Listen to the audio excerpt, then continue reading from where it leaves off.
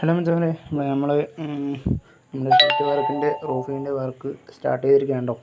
അപ്പോൾ നമ്മൾ 2 ദിവസം മുമ്പ് മെറ്റീരിയൽ ഇറക്കിയതിൻ്റെ ഇട്ടിട്ടുണ്ടായിരുന്നു, വീഡിയോസൊക്കെ ഇട്ടിട്ടുണ്ടായിരുന്നു. അപ്പോൾ നമ്മൾ വർക്ക് സ്റ്റാർട്ട് ചെയ്തു. ആദ്യം തന്നെ ഉത്തരവും കാര്യങ്ങളൊക്കെ വെച്ചിട്ടുണ്ട്. പിന്നെ നമുക്ക് ഒരു 14 അടി പ്രൊജക്ഷൻ ഉണ്ട് കേട്ടോ അങ്ങോട്ട്. അതായത് ഈ ഒരു 14 അടി കാരണം സ്റ്റെയറും കവർ ചെയ്ത് വരാൻ വേണ്ടി ഒരു 14 അടി പ്രൊജക്ഷൻ വെച്ചിട്ടുണ്ട്. അപ്പോൾ നമുക്കിവിടെ 2 പോസ്റ്റ് വയ്ക്കാനുണ്ട്.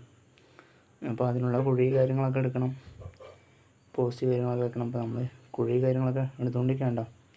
അപ്പോൾ ഒരു 3 ഇഞ്ച് പൈപ്പ് വയ്ക്കാനാണ് നമ്മൾ ഇത്രയും വലിയൊരു കുഴി എടുത്തത്. കാരണം വീടിൻ്റെ ഓണർ കുഴി നല്ല ആഴവും നല്ല വീതിയിലും എടുക്കാൻ പറഞ്ഞായിരുന്നു. കോൺക്രീറ്റ് നല്ലപോലെ പിടിച്ചോട്ടെ എന്ന് പറഞ്ഞിട്ട് ഏകദേശം നമ്മൾ ഒരു 1.5 ചാക്കിനോളം കോൺക്രീറ്റ് നമ്മൾ കലക്കി ഈ കുഴിക്ക് വേണ്ടി കലക്കിയിട്ടുണ്ട് കേട്ടോ.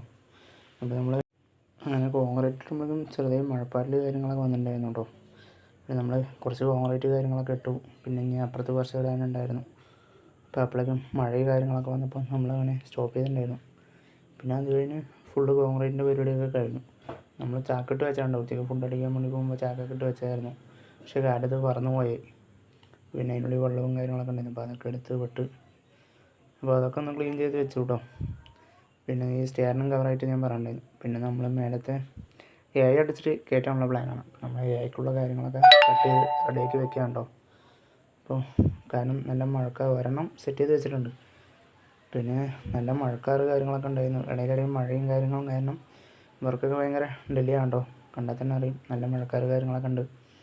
അത് കാരണമൊക്കെ വർക്ക് കുറച്ച് ഡിലേ ആയിട്ടുണ്ടായിരുന്നു. അപ്പോൾ ഓക്കെ ബൈ, ബാക്കി നാളെ.